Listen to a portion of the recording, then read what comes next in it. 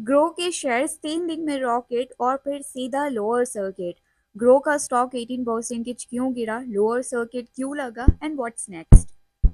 Grow की parent company billion brains garage ventures limited, इसका stock Thursday को 8% और गिर गया। ये ड्रॉप ऐड हो गया वेंसडे के 10% लोअर सर्किट के बाद। मतलब 2 दिन में स्टॉक 18% से ज़्यादा नीचे आ चुका है, जबकि सिर्फ ट्यूसडे को ही ये 193 रुपीज़ तक ऊपर गया था और आईपीओ प्राइस बस 100 रुपीज़। मतलब एक हफ्ते में 90% रिटर्न और फिर profit booking mode on. Wednesday को एक्सचेंज ने प्राइस बैंड 20% से कम कर 10% कर दिया। ये जनरली तब होता है जब स्टॉक में ज़्यादा वॉलीटिलिटी हो। और शॉकिंग पार्ट, मार्केट में अभी भी 1.65 करोड़ सेल ऑर्डर्स पेंडिंग है, पर कोई बायर ही नहीं। इसका मतलब सेंटिमेंट एकदम रिवर्स हो गया। ट्यूसडे को एक इंटरेस्टिंग चीज हुई, 30 लाख शेयर्स एनएसई के ऑक्शन विंडो में चले गए। क्यों? क्योंकि ट्रेडर्स ने स्टॉक शॉर्ट सेल किया था, एक्सपेक्टिंग कि लिस्टिंग रैली कूल हो जाएगी, पर ग्रो ऊपर ही गया। उनके पास डिलीवरी के लिए शेयर्स नहीं थे, result short squeeze. Short squeeze का मतलब शॉर्ट सेलर्स फंस जाते हैं और स्टॉक और ज़्यादा ऊपर चला जाता है। इससे एक छोटा सा बबल क्रिएट हुआ और जब प्रेशर खत्म हुआ, करेक्शन तय था।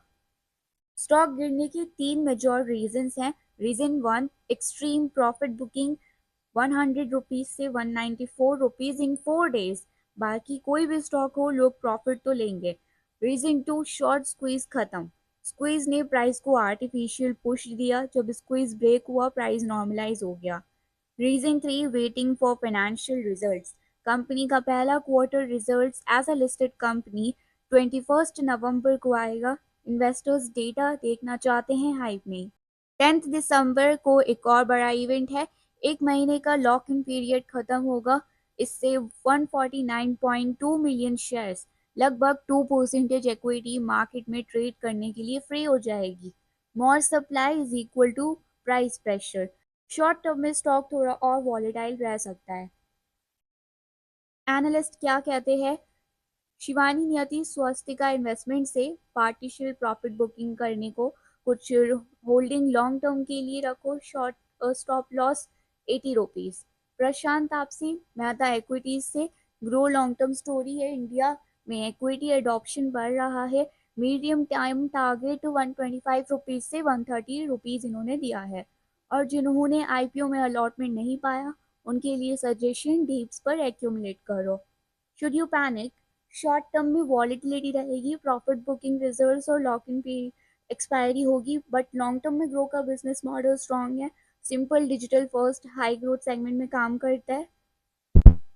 अगर आप लॉन्ग टर्म इन्वेस्टर हो तो होल्ड, अगर ट्रेडर हो स्टॉप लॉस मेंटेन करो, अगर एंट्री ढूंढ रहे हो तो डिप का वेट करो।